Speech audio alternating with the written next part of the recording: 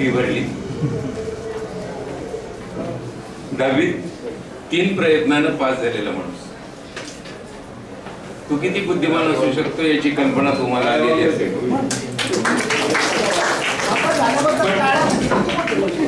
आणि पास होणार होतं तर कोणी अभिनंदन करेल.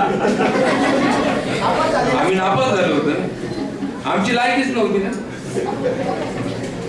10वीत नापास जाणाऱ्या विद्यार्थ्याची काय लायक आहे.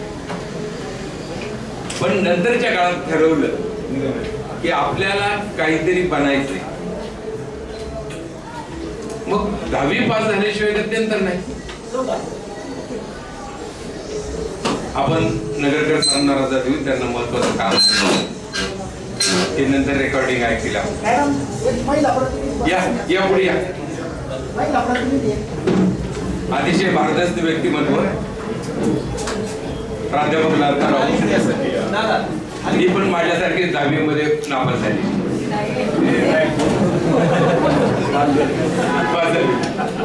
आम्ही एका क्लासचे विद्यार्थी.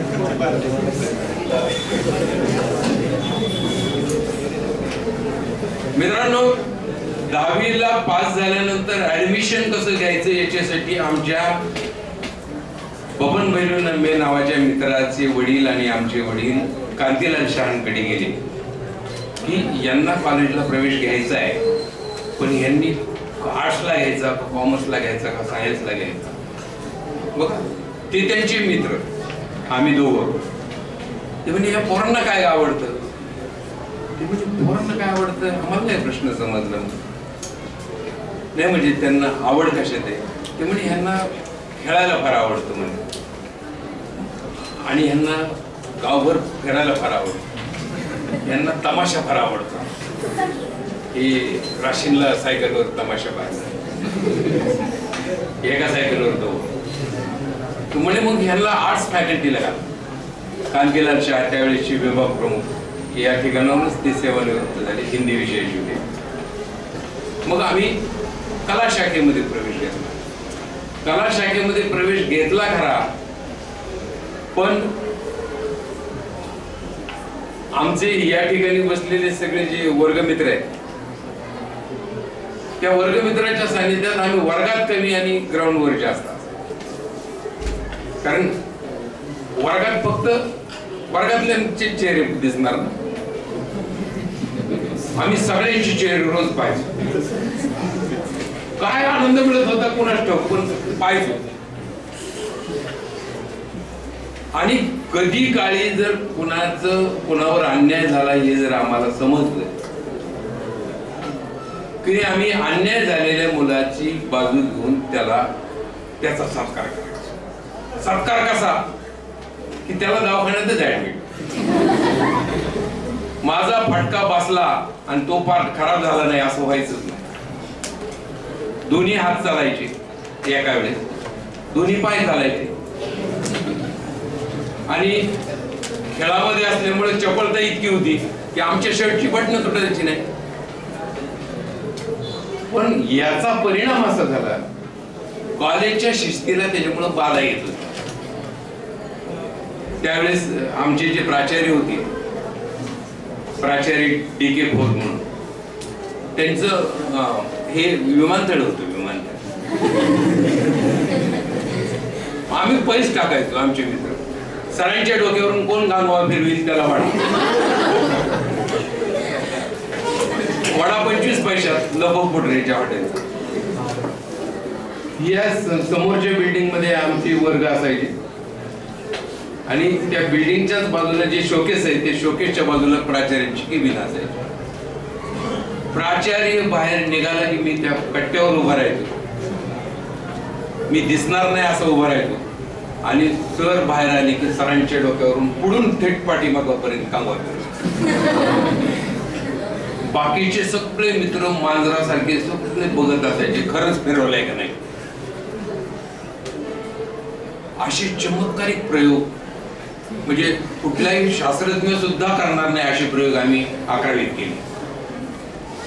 म्हणजे ठिबा फोडणे, आळस देऊन बाक मोडणे, माठ फोडणे आणि हे असं केसांहून कांगवा, केस नसलेले केसांहून, केस असलेले केसांहून कांगवा फिरवलं असतं तर कदाचित मला वेगळं पारितोषिक मिळालं असतं. बार्बर असोसिएशनचं मला अध्यक्ष केला असतं, पण केस नसलेल्या केसांवरून मला कांगवा फिरवायची संधी मिळाली. पण त्याचं पारितोषिक असं मला मिळालं, 11वीला माझा निकाल राखून तुम्हाला पास व्हायचं असेल तर कॉलेज सोडायचं, नापास व्हायचं असेल तर इथं यायचं. म्हणजे इकडं आडन तिकडे गेली परिस्थिती लागू. 11वीला एक तर अगोदर 10वीत 3दा नापास झालेला माणूस, पुन्हा 11वीला नापास म्हटल्यानंतर म्हटलं आपण चिखलातच पाय आपला उचलायचा. आणि दाखल्यावर अशी व्यवस्था की नगर जिल्ह्यामध्ये कुठल्याही कॉलेजला प्रवेश नाही. म्हणजे किती उच्च दर्जाचा म्हणत होते मी, नगर जिल्ह्यातल्या कुठल्याही कॉलेजला प्रवेश नाही. मग जवळ असेल त्या कुठल्याही जिल्ह्याचा. मग आमचे मामा इंदापूरला होते, मग आमची ऍडमिशन इंदापूर 12वीसाठी, 12वीच्या उच्च शिक्षणासाठी इंदापूर गाडीने डाबा यायचा. खरं तर आपण फार चुकीचं वागलो याचं प्रायश्चित्त मिळालंय, पण याच्यातून आपण काहीतरी प्रेरणा घेऊ. ज्यांना आपल्याला कॉलेजमधून काढून टाकलं त्याच्यासारखं बनता आलं तर बनू. आता खरं तर त्यावेळेस ते मनाशी मुंगाट बांधली होती, पण ते नंतरच्या काळामध्ये ते त्या पद्धतीने वाटचाल केली. इंदापूरला गेलो खरं, पण इंदापूरला माझा स्वभाव मला गप्प बसू देत नव्हता. उपजत गुण, उपजत कलागुण म्हणायचं अवतरणामध्ये. आम्ही डबा आणायला स्टँडला यायचो. स्टँडला डबा कधी आपलाच मिळायचा, कधी आपला डबा दुसऱ्याने उचलून नेला तर आम्ही दुसऱ्याचा उचलून न्यायचो. उपाशी कसं करायचं? पोटासाठी चोरी केल्याला चोरी म्हणायचं नाही. बहिणाबाईने सांगितलेले तसं घ्यायचं. चालता चालतं दुसऱ्याचं ते लेबल डब्यावरचं काढून टाकलं की डबा आपला. एकदा काय झालं, इंदापूरचा प्रसंग सांगतो. उजनीच्या एका इंजिनियरची पोरगी, ती 12वीला होती आमच्याच वर्गात. त्यावेळेस ती पॅन्ट शर्ट घालून यायची. हा 40 वर्षापूर्वीचा कालखंड सांगतोय. आता मुली नेहमीच पॅन्ट शर्ट मध्ये असतात, त्यात विशेष काही नाही. 40 वर्षापूर्वी एक हिरो वालचंदनगरचा, तिच्या बॅक पॉकेटमध्ये कांगवा होता. ती बसनी यायची, त्यांनी तो कांगवा काढला, भांग पाडला आणि पुन्हा पॉकेटमध्ये ठेवते, तसं तिच्या पॉकेटमध्ये ठेवून दिला. मला फार वाईट वाटलं. म्हणले आपली आई बहीण असती तर आपण सहन केलं असतं का? म्हटलं ती आपलीच आहे. ही गोष्ट मनाला फक्त विचार केला की ही माझीच बहीण आहे आणि तिच्यावर ह्याने अन्याय केला. मित्रांनो, त्याची धुलाई छान केली. ओळख नाही पाळख नाही, पण त्याला धुतला. इतका धुतला की कॉलेज म्हणजे स्टँड पासून जवळच साधारणतः आपल्या कॉलेज ते स्टँड इतकं अंतर आहे, तसंच त्या इंदापूर कॉलेज ते स्टँड आहे. कॉलेज पर्यंत धुत नेला. पडायचा, पुन्हा त्याला उठवायचं, पुन्हा लाद घालायचं, पुन्हा पडायचा. कपड्याचे त्याचे चिंध्या.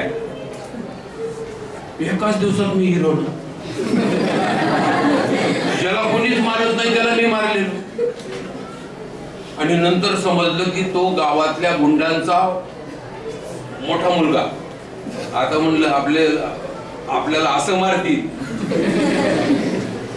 की आपला फक्त मेसेजच घरी पोहोचेल, इथं गटोड बांधून ठेवलेलं आहे.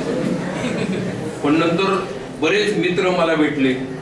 बऱ्याच जणांनी मला चहा पाजला, कोणी वडा चारला, कोणी जेवायला बोलवलं. त्याला कोणी मारत नाही, त्याला तुम्ही मारलं. त्या पुरीच्या घरच्यांनी मला जेवायला बोलवलं. ओळख नाही पाळत नाही, तुम्ही जेवायला या. मी एकटा नाही गेलो, म्हटलं घरी जाऊन काहीतरी वेगळाच कार्यक्रम करेल. 4 मित्रांना घेऊन गेलो. त्यांनी छान जेवायला दिलं. पण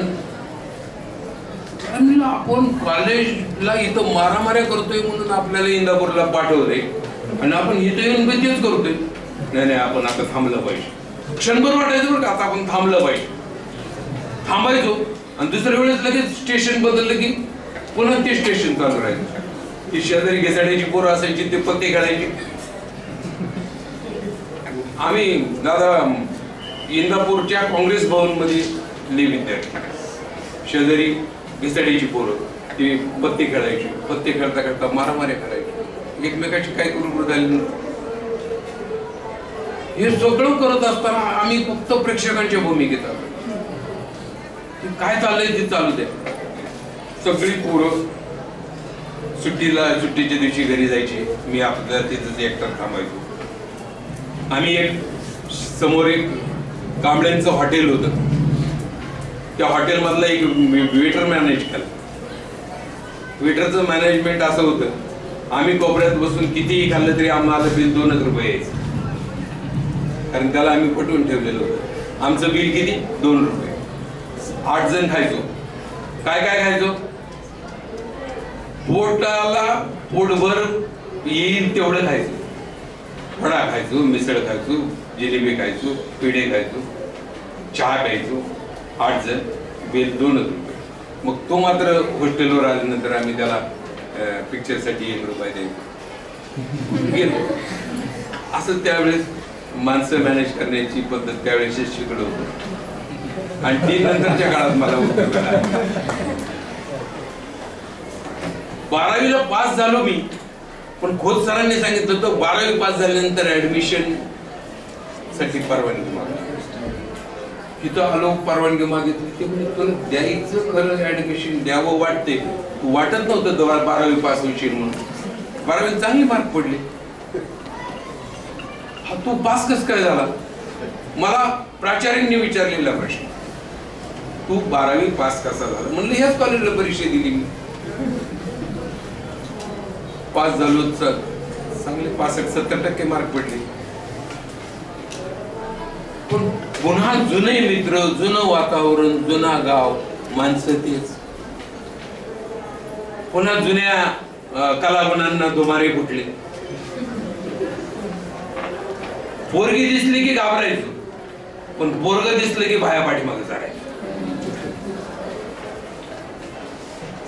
मित्रांनो, मी धुतलेला कपडा म्हणजे तो माणूस कंसात पुन्हा माझ्या वाट्याला कधी जात मी छान करायचो.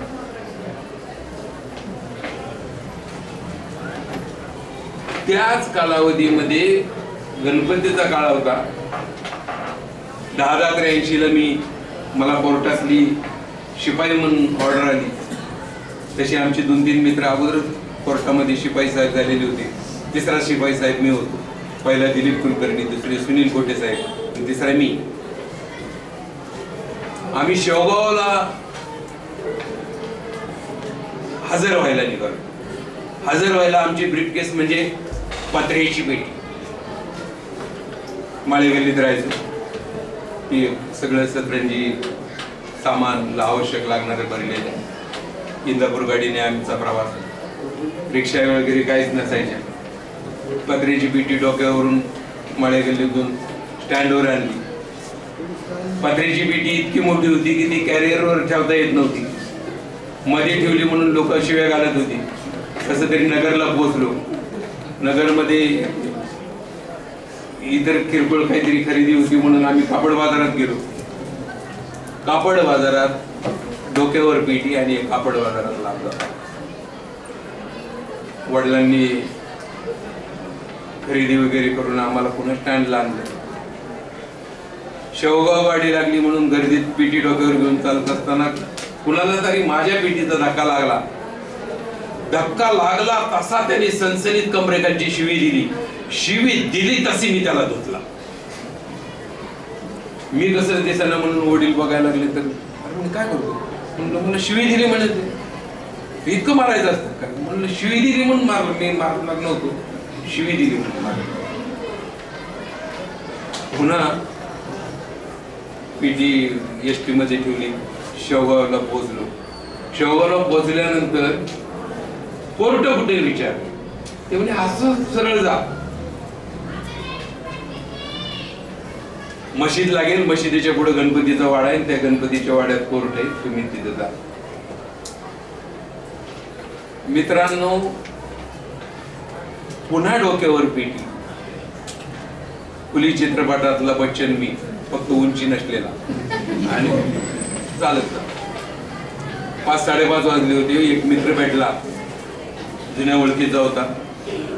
त्याचे वडील कधी काळी कर्जत मध्ये नोकरीत होते, कुलकर्णी नावाचे. तो म्हटलं काय हरकत नाही, तू आलास ठीक आहे. स्टाफ परत निघून गेलेला होता.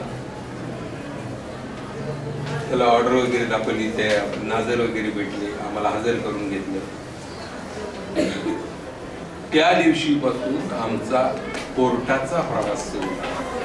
10-11 जानते नावाचे साहेब होते. जानते नावाच्या साहेबांची फक्त एकच आठवण तुम्हाला या झाडू ते खडू प्रवासाच्या निमित्तानं.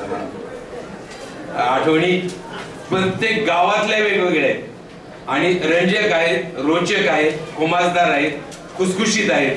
आता सगळ्याच प्रकारच्या आठवणी सांगायचं म्हटलं तर एक तर तुम्हाला अनसेनच्या गोळ्या खाव्या लागतील, नाहीतर त्या मेडिकल दुकानामध्ये गर्दी व्हायची. असं होऊ नये म्हणून प्रत्येक ठिकाणचा एखादा प्रसंग सांगतो.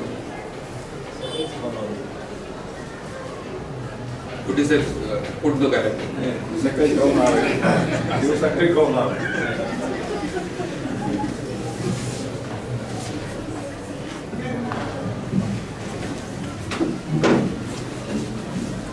जानते साहेब फोटो टाकले कुणी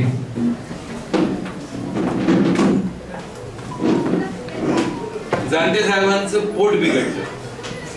आता तो माणूस आहे म्हटल्यानंतर पोट बिघडणार. तो अधिकारी असला काय काय झालं. त्यानं मला सांगितलं त्यावेळेस जुन्या कोर्टामध्ये, नवीन झालेलं जे कोर्ट आहे त्या कोर्टामध्ये, वरच्याच कोर्टामध्ये स्वच्छतागृहाची सोय, नवीन कोर्टाला स्वच्छतागृहाची सोय नसायची. मला म्हणजे वर जाऊन पाणी पाहुणे. मी पाहिलं अर्धी बादली पाणी आहे. साहेबाला सांगितलं अर्धी बादली पाणी. साहेब जाऊन आले. साहेब पुन्हा 20 मिनिटांनी पाणी आहे का बघून ये. म्हणलं हे काय चाललंय, जायचं पाणी पाहून यायचं. तिसऱ्या वेळेस मला तोच प्रश्न विचारला आणि त्या प्रश्नाचं उत्तर मी दिलं, पाणी पाहायला तुम्ही स्वतः जायचं. मला असं म्हणाला, हो म्हणलं साहेब मी तुम्हाला सांगतोय पाणी पाहून ये. मी म्हणलं मी पाहणार नाही, तुम्हाला पाण्याची गरज असेल तर तुम्ही पाण्याजवळ. गाई पाण्यावर का म्हणून आल्या, ते कवितेचे ओळी मला आठवले. याला बिचारायला पोट बिघडलेलं, नाझरला बोलवून घे. नाझर म्हणजे कोर्टातला मोठा क्लार्क, जो झरझर चालत नाही तो नाझर, असं मी त्याची व्याख्या केली. अतिशय मंद पावलात मग त्या मुळे नावाच्या त्या नाझरने साहेबांपर्यंत पोहोचवलं आणि म्हणे काय शिपाई म्हणे उद्धट सारखं उत्तर देतो, माझं पोट बिघडले, तिथं स्वच्छतागृहात पाणी नाही काय नाही. ते म्हणे तू करणार नाही काम, मी दुसरा माणूस देतो. मग त्यानं ते पाणी वगैरे ठेवलं. त्याला मेमो काढा. मला मेमो काढा या शब्दाचा अर्थ शेवटपर्यंत समजत नाही. मेमो म्हणजे शासकीय दिलेलं प्रेमपत्र. म्हणजे प्रेम करणारी मुलगी मुलाला किंवा मुलगा मुलीला जसं पत्र देतो ना, तसं अधिकारी कर्मचाऱ्यांना पत्र देतो, प्रेमपत्र. त्याचं नाव मेमो. तर ते मला मिळालं की मी असं वाचायचो. मी म्हणायचो साहेब शब्दरचना फार छान आहे बरं का, येत आहे माझ्या पोटात. तसं मला थोडंच आहे, नंतर मी तुला एकटीला ऐकतो. मग त्या पत्रातले शब्दाने शब्द वाचून दाखवायचो. चुकलं तेही साहेबाला सांगायचो आणि जे चांगलं आहे तेही साहेबाला सांगायचो आणि त्यांच्या समोर त्यांचा मेमो फाडायचो. साहेब ही कचरा कुंडीत टाकू की टेबलवर ठेवू. ती म्हणायची काय बिनला जाय. म्हणजे माझं खरी माझी डिग्री साहेबच मला सांगायची काय बिनला जाय. म्हणून साहेब असलं मेमो वगैरे देऊ नका. माझ्यापेक्षा फक्त तुम्ही 1 डिग्री जास्त घेतलेली. तुम्ही इतकी माझी अवहेलना करू नका. आणि मी काही जे चुकलेलं असेल तरी कळत नकळत चुकले, जरा मला समजून घ्या. काय नाही, ते ऐकायचंच नाही. ते मला 120-300 पान आणायला उन्हात पाठवायचे. त्यांना कधी वाटत नव्हतं की बाबा आपण इतक्या उन्हाचं साहेबांना शिपायला कसं काय काम सांगायचं. साहेब होते, मी गेलं की अर्ध्या तासानेच परत यायचो पाण्याला. किती वेळ झालं मी म्हणतो साहेब रस्त्याने फार ट्रॅफिक झालं. शेवगावमधली नोकरी संपली आणि पुढील शिक्षणासाठी बदली मागून घेतली. बदली विनंती अर्ज केला की मला उच्च शिक्षणासाठी नगर किंवा कोपरगावला बदली मिळावी. कारण त्यावेळेस नगर आणि कोपरगावलाच मराठी डिपार्टमेंट होते. त्यामुळं माझी कोपरगावला बदली झाली आणि सोमया कॉलेजला आम्ही MA ला प्रवेश घेतला. खरं तर MA ला प्रवेश घेतल्यानंतर महाविद्यालयाची रेग्युलर होणारे तास हे अटेंड करणं फार गरजेचं असतं. मग साहेबांना विनंती केली की साहेब मला कॉलेजची पिरियड अटेंड करायचं आहे. मला एकतर नाईट ड्युटी द्या, नाहीतर तुमच्या बंगल्यावर ऑर्डरलीची ड्युटी द्या. ऑर्डरलीची ड्युटी म्हणजे साहेबांच्या बंगल्यावर साहेबांची पोरं शाळेत नेणे, साहेबांच्या घरची भाजीपाला पोच करणे, साहेबांच्या बाईंना हवं नको त्या गोष्टी बाजारातून आणून देणे. या कामाचा साहेब म्हणजे ऑर्डरलीचा साहेब. ते काम मी करायचं. मग त्यांनी असा विचार केला की याला ऑर्डरलीची ड्युटी दिली तर चालेल, पण ऑर्डरलीच्या ड्युटीचं टायमिंग असायचं सकाळी 8 ते 12 आणि दुपारी 4 ते 8. आणि माझं तर कॉलेजचं टायमिंग सकाळी 8 ते 12 होतं. ते SR खांजोडे नावाचे ग्रहस्थ अतिशय समंजस. त्यांनी म्हणे मी बाईंशी चर्चा करतो आणि तुला कशा पद्धतीने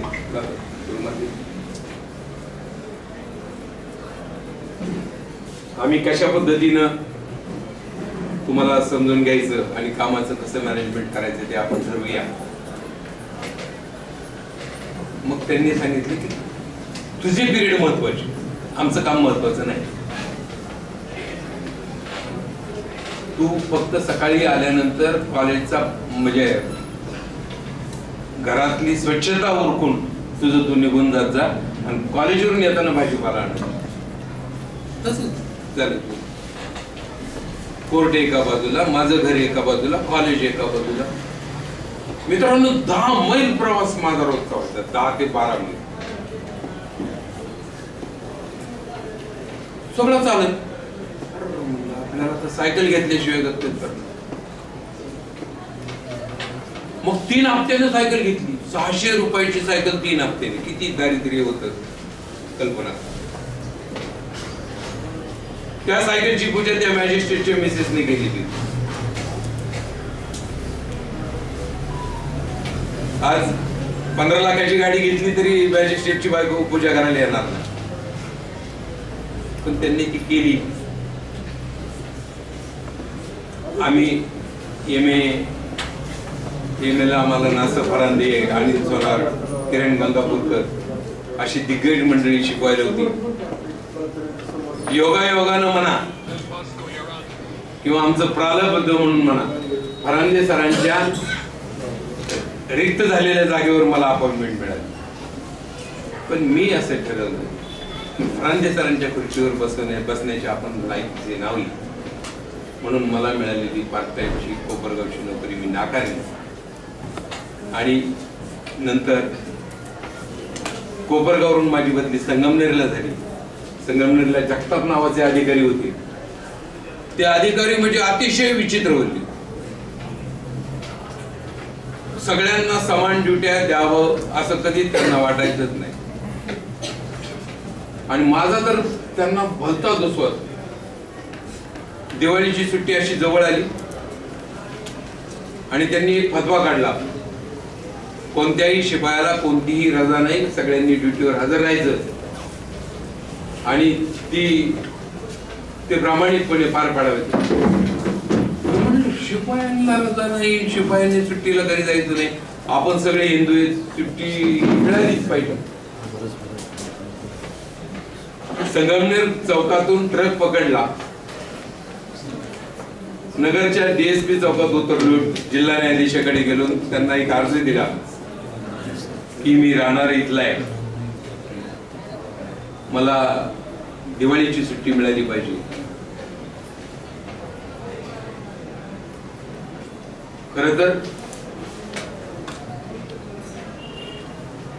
एका छोट्या अधिकाऱ्याच्या संदर्भात मोठ्या अधिकाऱ्याकडे तक्रार घेऊन जाणारा धाडस ही 40 वर्षापूर्वी सुद्धा कोणी करत नव्हतं, आज ताकद नाही, पण मी ते केलं. ते म्हणजे असं करायला नाही पाहिजे. आणि त्यांनी त्या अर्जावर लिहिलं की यांना दिवाळीला पूर्ण वेळ 7 दिवस सोडण्यात यावं. मी जिल्हा न्यायाधीशाचा आदेश घेऊन साहेबांकडे तसाच ट्रकनं प्रवास करत, कारण खिशात पैसे नसायचे. ट्रॅफिक वाल्याला सांगितलं मला बसवून दे, त्यांना बसवून दिलं आणि मी पोचलो. माझा तो कागद पाहिल्यानंतर त्या साहेबाचा राग इतका शिगेला पोहोचला, बघून घेतो मी किरकोळ करण्यासाठी जिल्हा न्यायाधीशाकडे जातो असं तसं. म्हणून तुम्ही काय बघणार आहे? मी असं घाबरायचा हा विषयच नसेल. घाबरणं हा शब्दच माझ्या शब्दकोशात नसेल. तू कोणी आहे, चल तू माझं काय करणार आहेस? एकदा तर एका अधिकाऱ्याला तर मी चेंबर मध्ये म्हटलं, साहेब तुम्ही खुर्ची दे, तुम्ही टाय बांधलाय, तो टायच तुमचा शेवट करू शकतो. मी असा दाबला ना जागेवर, मी श्वास सुद्धा घेऊ देणार नाही जास्त. आणि जे काय आपला संवाद झालाय ना, हा संवाद तुमच्यात आणि माझ्यातच आहे, दुसऱ्याला सांगू नका, जेणेकरून तुमची जाईल. मला तर नाहीच म्हणलं, शिपायला कुठं असते. मित्रांनो, MA ला मी इतके छान मार्क मिळवले.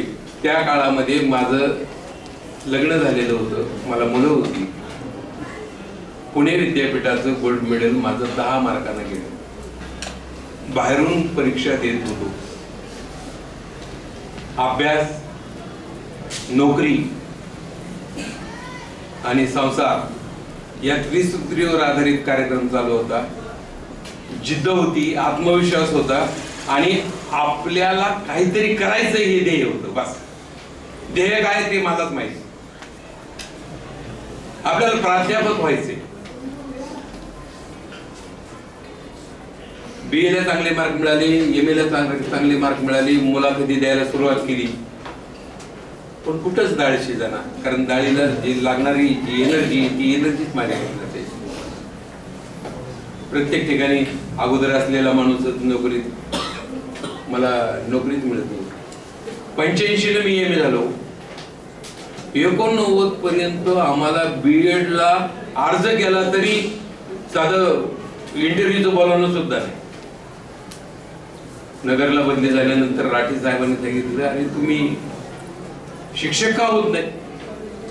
म्हणलं सर साहेब, शिक्षक होण्यासाठी BEd असावं लागतं आणि BEd करण्यासाठी मला BEd ला नंबर लागणं गरजेचं आहे. मला BEd ला नंबर लागत नाही. बघ कुणाचं कॉलेज आहे ते. मग मानधना नावाच्या फिरोदियाचं कॉलेज होतं ते. फिरोदियाचे मित्र कोण? तर मोहन सेठ मानधना. त्या मानधनाच्या कॉलेज घरी गेलो सायकलवर. आहेत का साहेब? बहुरुपयासारखं द्यायचा दम तर असा द्यायचा की समोरचा माणूस निम्मा पंचर झाला पाहिजे. साहेब कुठे आहे तुझे? त्या शिपायाला विचारलं त्या गेट मध्ये. ते म्हणे ते बाहेर गेले. त्यांना सांगा कोर्टाचा माणूस आलता. राठे साहेबांचा निरोप आहे. मी समन्सच घेऊन येणार होतो पण आणलं नाही. ते साहेबांनी त्यांचे काहीतरी संबंध असतील म्हणून आणलं नाही. फक्त निरोप आहे. 11 वाजता कोर्टात हजर राहायचं. आमचा निरोप पोहोचला. तो माणूस थंडीत आला कोर्टात. मी आपलं कोर्टाची माझ्यावर जबाबदारी होती. ती स्वच्छता चाललेली. तितक्यात एक माणूस स्टेनोचं काम चाललेलं. म्हणजे चोपेकर कोण आहे तो? मी आपल्या तोंडाला रुमाल बांधलेला. मी ऐकलं अरे अमन माझी चौकशी करतोय. ते म्हटले मी आता सांगत नाही, थोडं येईल म्हणे तो. मी समोर होतो. नंतर माझं झाडणं बिडणं झाल्यानंतर सांगितलं काय या हेच चोपेकर आहे. अहो तुम्ही घरी येऊन गेली? म्हणलं हो. काय काम? माझं नाही काय काम, ते साहेबांचं काम आहे. तुमच्या साहेब गाडी घेऊन आले, स्कूटर लावता लावता त्यांना सांगितलं की तुमचे पाहुणे आलेले यापैकी संदर्भात त्यांना बोला, त्यांना जरा तुमच्या पद्धतीने बोला. मला सांगितलं बोला. मोहन सेठ मानधना कोर्टाच्या आवाजात त्या माणसाला पुकारलं. मित्रांनो, थंडीत सुद्धा त्या माणसाला घाम फुटलेला होता. तो आला, साहेबांनी त्याचं वेलकम केलं. आवे आवे आवे. इकडचं तिकडं साहेबांनी त्याला बरंच फिरवलं. काय काय धंदे करतात, काय धंदे म्हणजे तुमचे काय काय उद्योग आहे. मग ठीक आहे. नाही पण त्याच्या धंद्याकडून काही धंदे पण असतात ना, आता ती त्यांची बोलण्याची पद्धत. नाही आपण असं काही करत नाही. ठीक आहे साहेब, मूळ विषयावर आहे ना. पण साहेब सांगा ना मला कशाला बोलवलं. सांगतो ना. मला म्हणजे चहा वगैरे सांगता की नाही त्यांना? हो, शेजारीच हॉटेल टपरीवरचा चहा त्याला पुढं घालून आणला. ते म्हणजे साहेब मी चहा घेतो, पण ते अगोदर तुमचं काम काय आहे ते सांगा. मी सांगतो.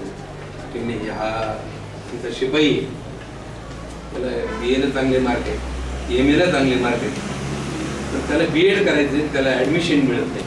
तुमच्या मित्राच्या कॉलेजमध्ये त्याला प्रवेश द्या, म्हणजे प्रवेशासाठी त्याला फक्त सांगा. एवढंच काम आहे, एवढंच करू. मित्रांनो, त्याचा जीव भांड्यात पडला. याच्यापेक्षा दुसरं काही काम नाही. झालं त्याचं ऍडमिशन करतो म्हणे, मी सांगतो. आणि हे सगळ्या गोष्टी करत असताना मला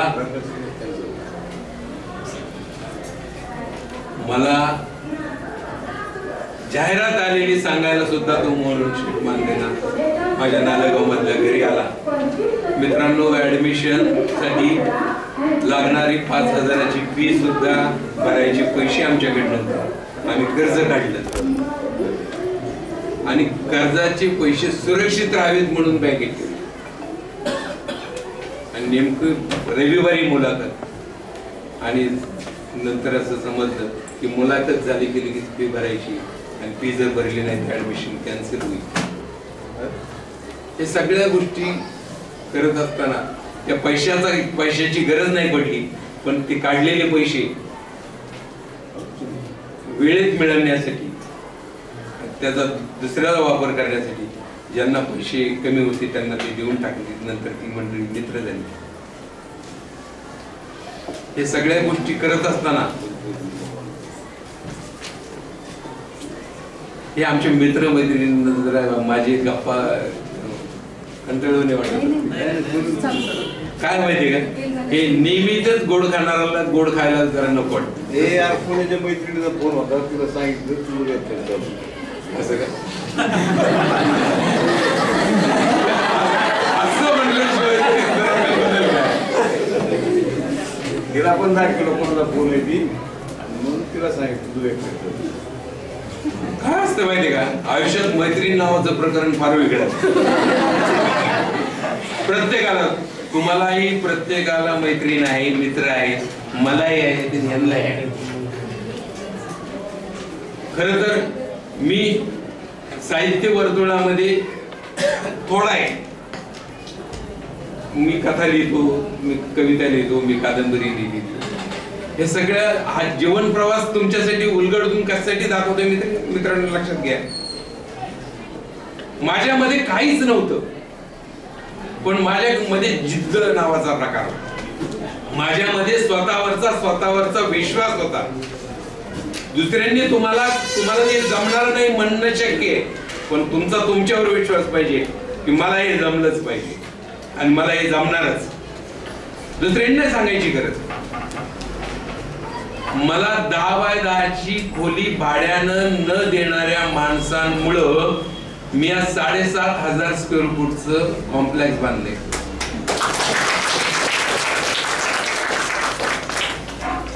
दहावी पास होता आलं नाही,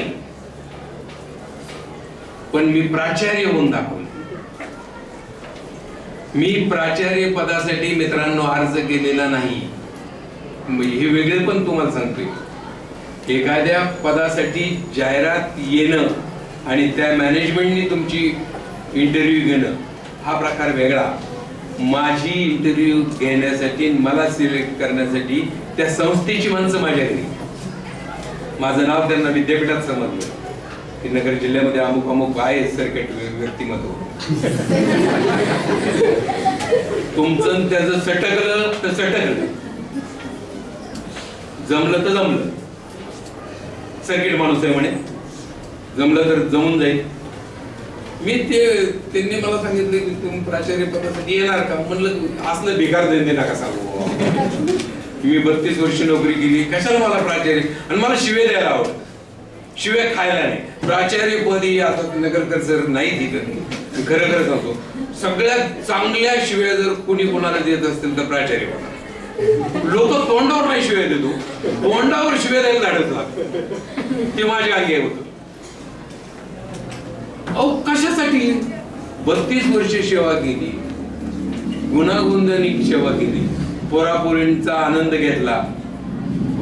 मुला मुलींना गुड मॉर्निंग म्हणण्यात आणि गुड मॉर्निंग म्हणून घेण्यात काय आनंद आहे ते त्या शिक्षकालाच माहिती. बरं तुम्हाला काय पाहिजे हे आम्हाला चांगलं माहिती. तुमचा चेहरा वाचला की समजतं की तुमच्या मनात काय चालतंय. तो खरा मनकाडवा शिक्षक. आम्ही ते जाईल आणि म्हणून आम्ही विद्यार्थी प्रिय प्राध्यापक झालो ना.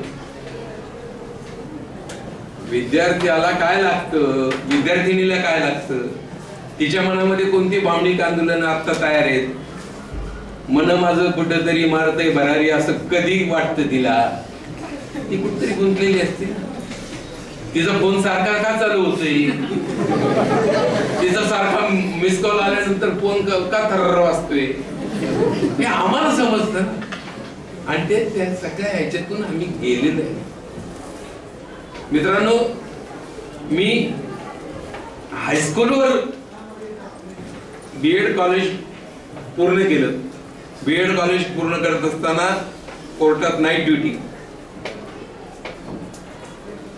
6:30ला किंवा 6ला असेल, कोर्टातल्या सगळ्या चाव्यांचा जोडगा घेत सगळे दरवाजे बंद करणे, खिडक्या बंद करणे,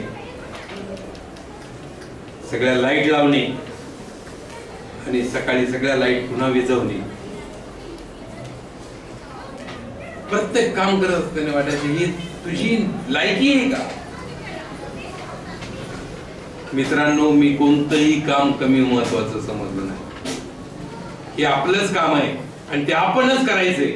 आपल्याला याचा मोबदला मिळतोय. आपली कच्ची बच्ची या पैशावर जगतायत. मी प्रामाणिकपणे काम केलं. अतिशय मोहावी पैशाच्या लालची मोठी मोठी कामं मी साहेबांचाच पेय असल्यामुळे माझ्यापर्यंत यायची. साहेब तुम्हाला किती पैसे पाहिजेत ते सांगा, अगोदर तुम्हाला देतो. साहेबांचा विषय नंतर. मी कोणत्याही चुकीच्या पैशाला कधी हात लावला नाही. म्हणून मी आज इथपर्यंत. ज्या कर्मचाऱ्यांनी चुकीच्या पद्धतीनं आपल्या पदाचा दुरुपयोग केला ती मंडळी कालौघामध्ये देवाघरी गेले. मित्रांनो, एक प्रसंग सांगतो. 2008ला छातीत दुखण्याचं निमित्त साधून मी आजारी पडलो. सगळ्या प्रकारच्या टेस्ट झाल्या. शेवटची टेस्ट 2D इको आणि ट्रेस टेस्ट होती. ती आमच्या पत्नीच्या आग्रहाखातर डॉक्टरांना करायला लावली आणि ती टेस्ट पॉझिटिव्ह निघाली. डॉक्टरांनी सांगितलं तुम्हाला 3 ब्लॉकेज आहेत, तुम्हाला फास्ट हृदय आपलं बायपासची शस्त्रक्रिया करावी लागेल, तुम्ही इथंच करा. मी अकलूजला गेलो होतो. म्हणलं तुमच्याकडे नवीन ट्रीटमेंट चालू आहे आणि आमची बॉडी म्हणजे तुमच्या प्रयोगशाळेतलं साहित्य नाही, आम्ही पुण्यामध्ये करतो.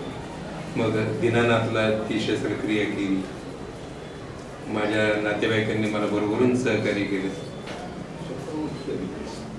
त्याचे पैसे त्यांना मी दिले, पण मी जाताना फक्त 25,000 घेऊन गेलेला माणूस 6-6.5 लाख रुपये खर्च करून बाहेर आलो. माझ्या बरोबरच्या 17 लोकांमधले 16 लोक डागात आहेत, मीच एकटा. आणि मी कोणतीही पद्धत पाळत नाही.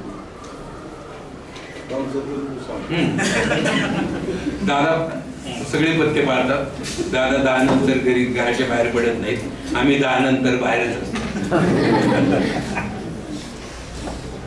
दादा बायकोच ऐकतात, आम्ही बायकोच ऐकत नाही. आम्ही बराच साम्य स्थळ फार आहे. नाव एकच आहे आमचं. ते पण शिक्षकाचे चिरंजीव आहेत, आम्ही पण शिक्षकाचे चिरंजीव आहेत. आम्ही गुणी आहेत, ते बी गुणी आहेत. कंसात हो बरं. पण त्यांचं ते सांगायचं लोक, ते मोठ्या पदावरचे उच्च पदस्थ आहेत. PDCC बँकेचे चेअरमन म्हणून त्यांनी पद घोषवलेले. आता ते कर्जतचे असल्यामुळे सांगायचं नाही. ते व्यक्तिमत्व रोज तुम्हाला दिसतं, हे व्यक्तिमत्व तुम्हाला रोज दिसतच नाही.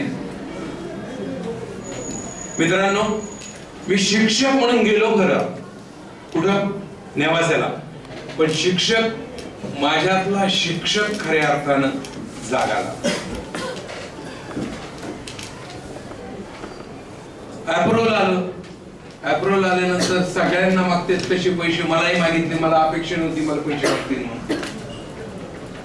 ते म्हणजे 300 रुपये महिन्याप्रमाणे 10 महिन्याचे तुम्ही 3,000 रुपये द्यायचे. म्हणलं का द्यायचे? नाही सगळे देतात तुम्ही पण द्यायचे.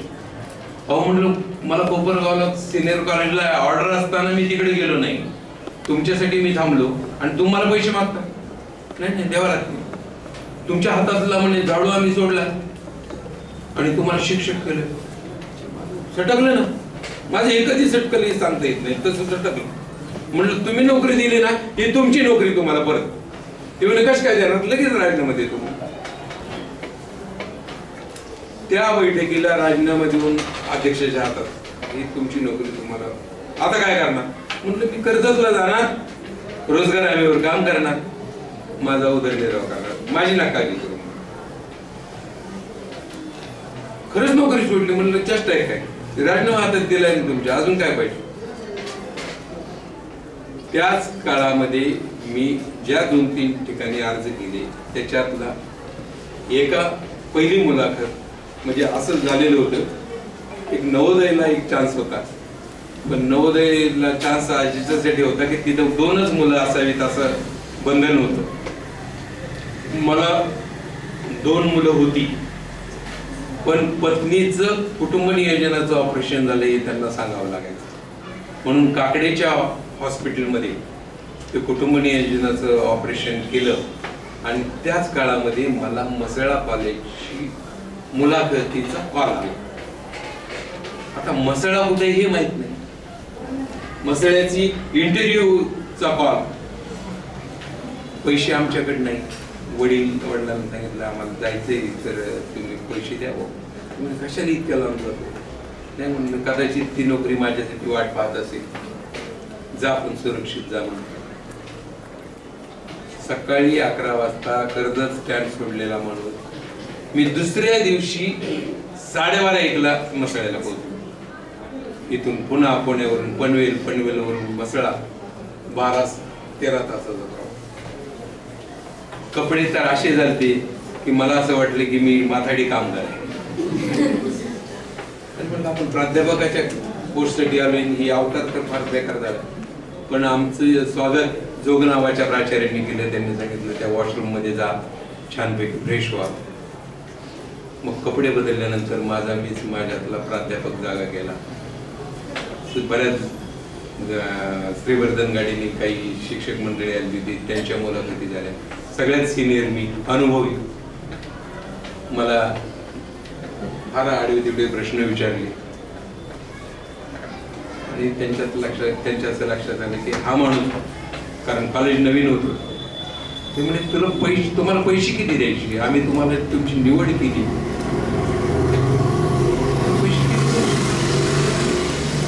मला योग्य तो पगार दे नाही म्हणजे तुम्हाला तिकडे किती मिळतं. म्हटलं मला तिकडे 2700 मिळतात, पण मी इथून माझ्या गावी कर्जतला जायचं म्हटलं की मला 1200 रुपये लागतील. मला आई वडील आहेत, त्यांच्यासाठी मला एकदा यावंच लागेल. 2 मुलं आहेत, मला आहे त्या पगारापेक्षा जास्त जर पगार मिळाला तर मी ती मग किती पाहिजे. म्हटलं 5000 द्या भाऊ मला. त्यावेळेस 5000. नॉन रेंटेबलला 5000 40 वर्षापूर्वी पगार मिळणं ही मित्रांनो विनोद नाही. मी तो घेतला, मागून घेतला. मी त्या ठिकाणी फक्त 3च महिने नोकरी केली आणि 16/8/91 मी जामखेडला तारेनं बोलावणं आल्यावरून जामखेडला येऊन हजर झालो. आज तिथं 32 वर्ष सेवा केली. त्या 32 वर्षाच्या सेवेमध्ये तुमच्यासारखे हजारोनी विद्यार्थी घडवले, बिघडवली नाही. तुम्ही बी घडा, आम्ही बी घडतो. अशा प्रकारे तुम्ही घडा, आम्हीही घडतो. मी घडलो. जिद्द, आत्मविश्वास आणि अथक परिश्रम या त्रिसूत्रीवर माझी वाटचाल. कोणत्याही काका मामा दादाचा आशीर्वाद नाही किंवा बोट नाही, मार्गदर्शन नाही. 2010 मध्ये आधुनिक कालखंडातील लावणी रचनांचा अभ्यास 1960 ते 2004 या 40 वर्षाच्या कालखंडावर मी सतत 10 वर्ष अभ्यास करून एक कवितेच्या बाजा नसलेली लावणी आणि त्याचा मी पुणे विद्यापीठातून डॉक्टरेट मिळवली. ती डॉक्टरेट मिळवली यात विशेष नाही, पण ते डॉक्टरेट मिळवल्यामुळे मला जे माझ्या नावाला वलय निर्माण झालं. अकलूज महोत्सव यासारख्या कार्यक्रमाला मला परीक्षक म्हणून बोलवण्यात यायला लागलं. सतत 10 वर्ष मी त्याचं परीक्षण केलेलं आहे. वेरूळ महोत्सवाला मी परीक्षण औरंगाबादला करतो, गंगाई महोत्सवाला परीक्षण करतो. माझ्यासारखे लोकसाहित्यावर अभ्यास करणारे लेखक मंडळी महाराष्ट्रामध्ये 5-6 आहेत. त्याच्यातला मी एक नालायक म्हणतो.